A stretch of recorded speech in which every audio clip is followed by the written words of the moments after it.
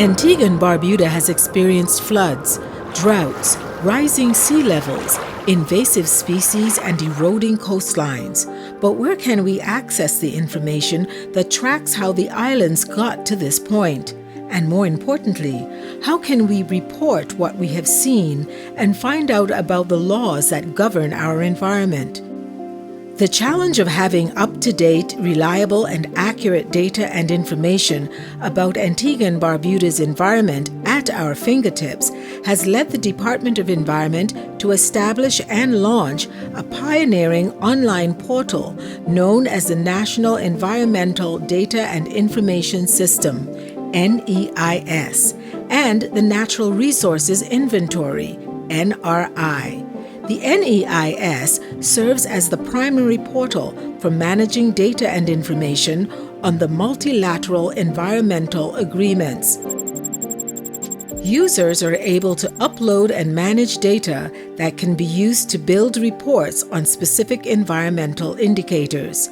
The NRI was created as a fulfillment of the Environmental Protection and Management Act and is an eye-catching geospatial mapping tool that allows for visualization of the environmental data.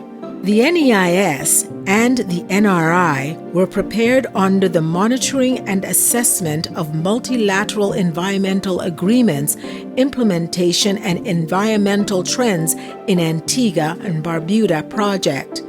The project is funded by the Global Environment Facility under the Cross-Cutting Capacity Development Focal Area. This project is being implemented by the United Nations Development Program and executed by the Department of Environment. The main objective is to build capacities of local actors to manage environmental data and information to improve reporting to the Multilateral Environmental Agreements, MEAs.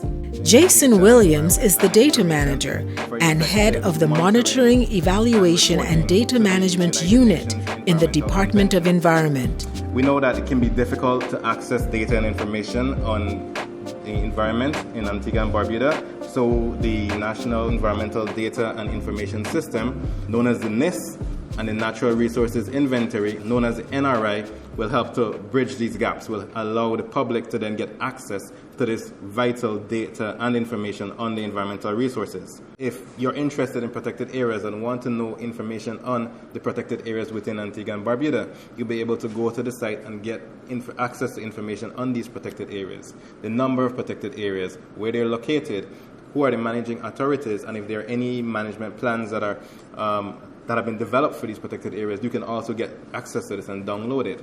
If you're looking at climate change, for example, there's a lot of talk about the greenhouse gases and the amount of emissions that go into the atmosphere. We need to report this to the UNFCCC. So, for example, if you'd want to know how much greenhouse gases is Antigua and Barbuda contributing to this whole greenhouse gases in the atmosphere, specifically for different sectors. So like for the energy sector, how much greenhouse gases are we emitting? For the waste sector, how much greenhouse gases are we emitting? So again, there's numerous data that resides on the platform that would be useful to the public at large. The Cross-Cutting Capacity Development, or CCCD project, aims to build the capacity of local stakeholders to better manage data and information in an effort to improve reporting to the Multilateral Environmental Agreements, or MEAs. These portals serve as an online platform with credible, up-to-date data that can handle and share a variety of documents, including geospatial data and maps. They were created to assist Antigua and Barbuda in reporting to the multilateral environmental agreements, namely the United Nations Framework Convention on Climate Change, the United Nations Convention on Biological Diversity, and the United Nations Convention to Combat Desertification. It may sound highly technical, but it's actually quite user-friendly. It's not that complicated, like you don't have to have a strong technical background in order to be able to learn use the system. In fact, like your average citizen who has general computer proficiency can log on and look at data quite easily. For those that are like focal points for people that are doing reports, I think what's most important for them is to know kind of what data they need to do a report. The actual creation of the reports and the indicators on the system is not that difficult. It's mostly about, well, what data do you need to pull together to, say, report to the Climate Change Convention. David Oswall is a designer and environmental scientist. He's also president and founder of DE Designs and Environment, an environment and consulting technology company based in Canada. The old adage in environmental management is you can't manage what you don't measure. So you must have data in order to address these problems. He worked in partnership with Dr. Ava Maxim of the Mona Geoinformatics Institute, based at the University of the West Indies Mona campus, to develop the NEIS and NRI. The Mona Geoinformatics Institute works throughout the Caribbean, building and implementing systems for various governments. Roughly took about 9 months for development and training and testing and all of those things to make sure that the system is functioning as it should. With our system, what we're aiming to do is to strengthen resilience of Antigua and Barbuda, especially when it comes to how they prepare for natural disasters, how they gather information and data. And this could be, for the preparation or during or post-impact stages. This could be for impacts from fast-moving hurricanes, or it could be from impacts from more insidious processes like sea level rise, which is much slower. You and I may not be able to detect, sea level rise happening in real time, but it is happening, and it is causing, quite detrimental impacts on our shorelines. Knowing where to find a lot of this information at our fingertips is what is crucial with the system. Knowing what patterns, what trends, those vital indicators. And when we talk about indicators, because you'll hear a lot about indicators and how they're displayed in the system. When we talk about indicators, we mean those parameters that tell us what the environment is doing, or the state of the environment, or the health of the environment. Things such as rainfall, temperature, the risk of drought, or terrain. And for a lot of our Caribbean island nations, which tend to rely a lot on tourism as a major industry, it's crucial that we're tracking what is happening with our shoreline. So these are the types of indicators that are in the system, and that we hope we can build on that so that we can get more data coming in. And this is where it becomes important for organizations, for agencies to contribute data to the system. I'll select the file. Then before I do that, I'll make sure the permissions are to what I want. I think it'll benefit Antigua and Barbuda significantly, greatly, in the sense that, for one, it centralizes your data management.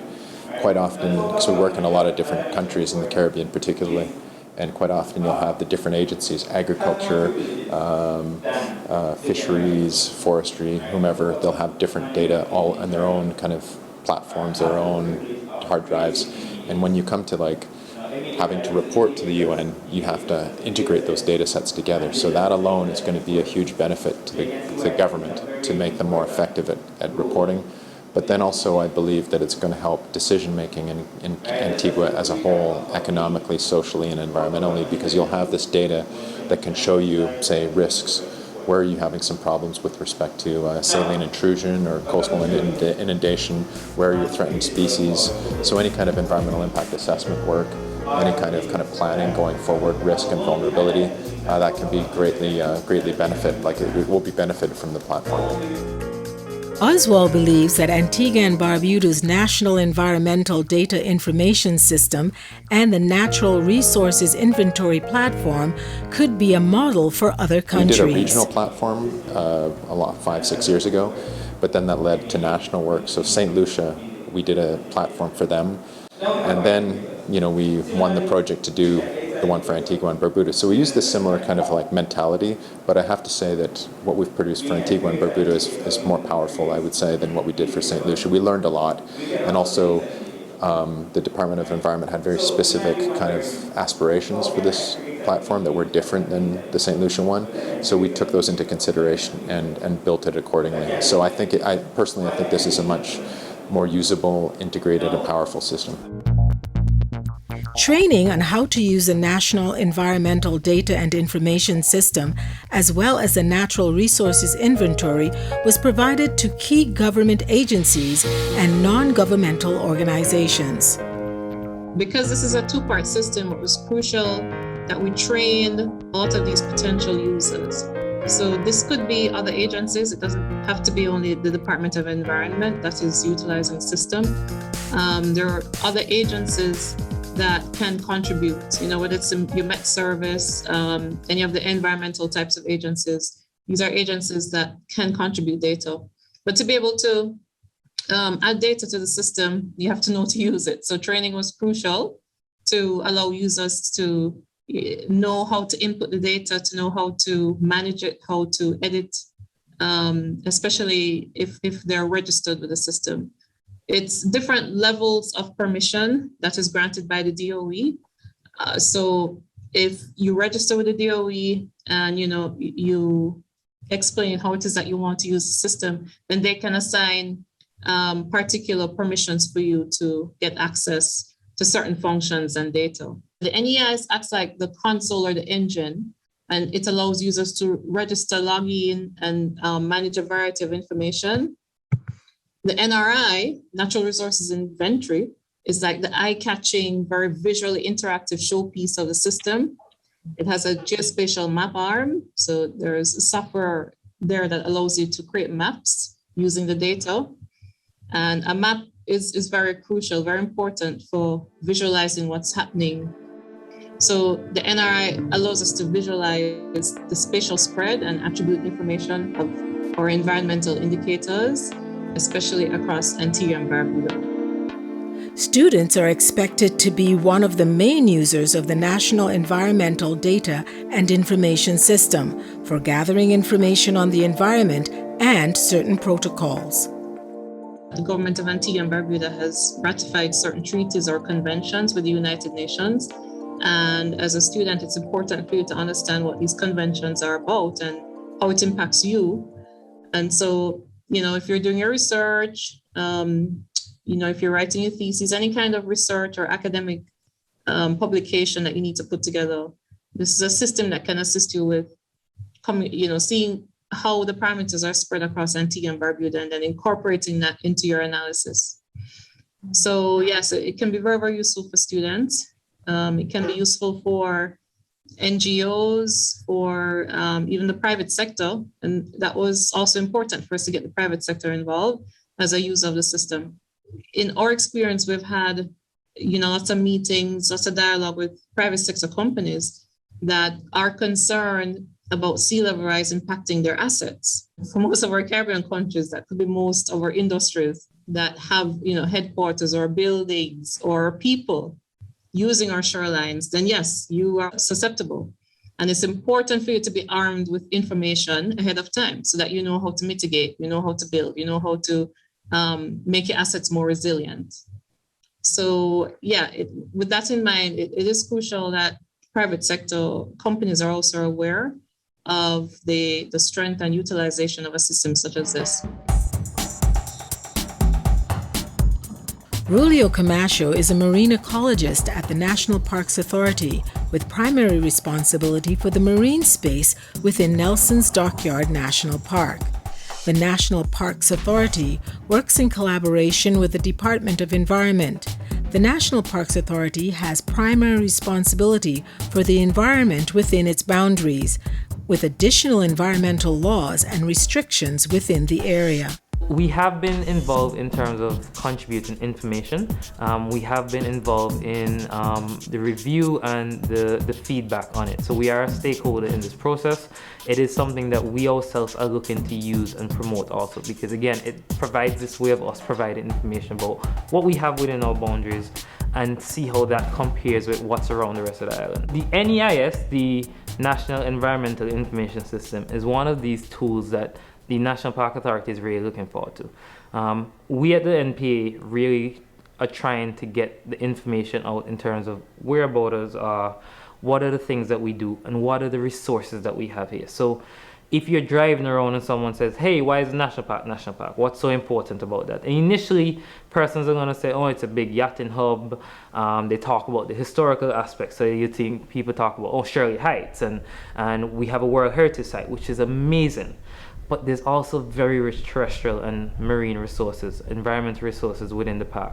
And this is one of the things that we're looking to the NEIS for, because this will provide a platform for us to be able to put this information in a way that is easily accessible to the public, in a way that the average person can access. So not just a scientist, not just a researcher, not just a government official, but someone in school, a teacher trying to create a school plan.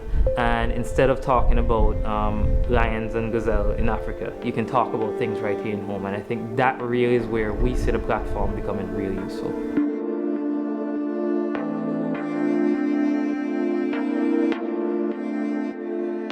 We have coral reef ecosystems, we have seagrass beds, we have mangrove wetlands, you have your sandy flats, you have your rocky coastlines, you have your deep water habitats.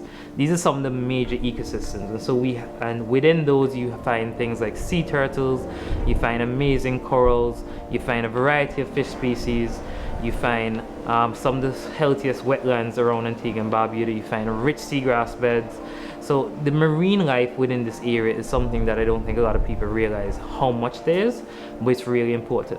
And then going on to the land, so you have a variety of ecosystems. We have areas of dry cactus, we have different types of forests, and it is something that we're really looking into exploring and really documenting what it is that we have here, and making sure the average person says, hey, I need to go and see this, and this, I know I can find it here.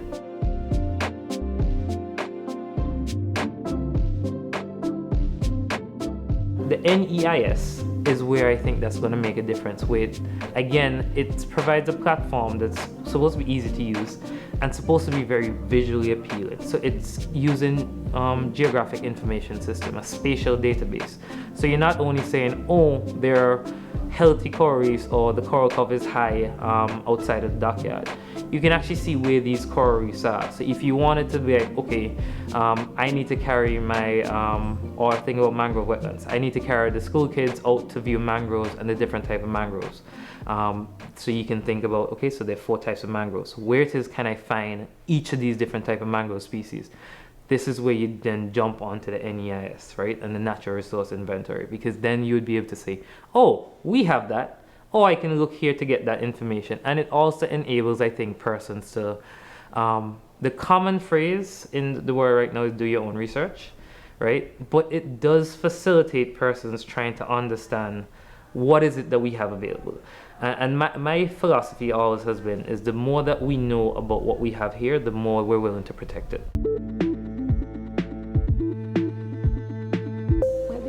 Tracelyn Joseph is a senior statistician at the Statistics Division with responsibility for social demographics and the environment. The division coordinates data collection. The agency also collaborates with a compilation of data and information for regional and international agencies, such as the United Nations Environment Program and the United Nations Statistics Division. In June 2021, the Department of Environment and the Statistics Division signed a memorandum of understanding to further strengthen that collaboration. The Department of Environment also manages our environment database, which we support and we provide technical guidance. We also coordinate under SDGs, the indicators for the Sustainable Development Goals, with the environment in terms of monitoring and evaluation. The Statistics Division is a member of the Technical Advisory Committee, as well as the Technical Working Group for the Department of Environment. They are updated regularly on all the environmental projects. The Statistics Division also participated in the first round of consultations, as well as the training sessions. We have a very good working relationship, and we are looking forward to strengthening that more, because we work together to complete national, regional, and international reports. We also want to work closer with the Department of Environment, because they do a lot of training. They have trained a lot of us at the Statistics Division. So we're going to continue that. And we're also embarking on how we can integrate the data that we collect now at the division into this National Environmental Data and Information System and Natural Resource Inventory. So we are in this thing together, and it's also part of the bigger picture where we're going to strengthen the national statistical system. Because all of us are data users. We might not be data providers or data producers, but we are all data users. At the end of the day, we all need that data. Erika Hill is the Executive Director of the Environmental Awareness Group, more commonly known as the EAG.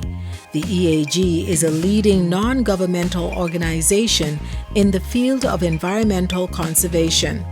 They have been working along with the Department of Environment for several years on various projects. The EAG is on the Technical Advisory Committee. They also reviewed the documents and provided advice from an NGO perspective. The EAG has been a part of the project design and training, including learning how to improve data collection and storage. The National Environmental Information Data Sharing Agreement basically looks at how do we all ensure that we are pooling our resources together so that we can ensure that not only is information shared between each other, but it's shared across departments, across NGOs, and it kind of makes things easier for us. So when you think about the fact that we are constantly gathering data on the natural resources in Antigua and Barbuda, and that we could just have that information for ourselves in our little corner and be content with it. But then later on, somebody needs to have that same information because perhaps you are doing a development or you're doing a project in that area.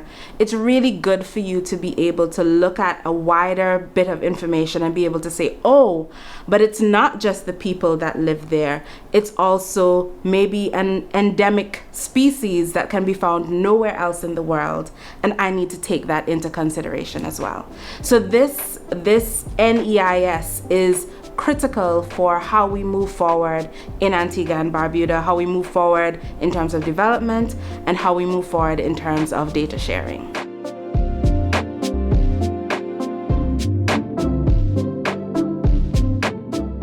Very recently, we conducted a bird and lizard survey on the offshore islands. And now, for us, that means that we spent several days consistently out on the offshore islands with many volunteers counting birds, doing flush counts, and all sorts of exciting things. Now, when we've collected all of that information, it means then that we're able to put it into this informational system, which will then be shared amongst all partners.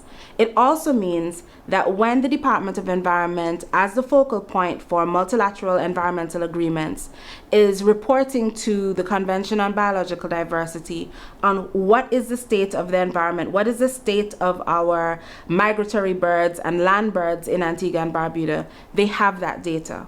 Not only is it important for them to be able to report on it and say, well, this is what we have, but it also says to the international community, well, are there further conservation concerns that we have to take into consideration? Or if there aren't, are there other management decisions that we need to make? Is it that we're seeing that the species have that they're migrating further away from normal spots? And is that important for us to recognize? Is it that the flyways that they're using in terms of them coming from as far as the Americas and coming to Antigua, are they taking longer to come? Are they spending more time in Antigua than before? All of these bits of information then add to larger environmental, international environmental management that is important for the continuation of these species, not just for us, but for future generations.